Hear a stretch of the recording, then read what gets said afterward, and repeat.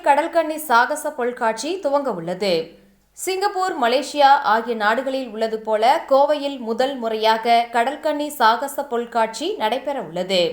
September 11ஆம் தேதி வஉசி மைதானத்தில் இந்த பொருட்காட்சியானது துவங்க உள்ளது. இந்த பொருட்காட்சியில் கடல்கன்னி சாகச நிகழ்ச்சிகள் மட்டுமல்லாமல் 3 லட்சத்திற்கும் மேற்பட்ட கடல் மீன்களின் வண்ண அணிவகுப்பு, பேய் வீடு, ஸ்னோ வேர்ல்டு 3D கண்காட்சி ஆகிய அம்சங்கள் இடம்பெறுகின்றன. மாலை 4 மணி முதல் இரவு 10 மணி வரை இந்த பொருட்காட்சியானது நடைபெறும் என தெரிவிக்கப்பட்டுள்ளது.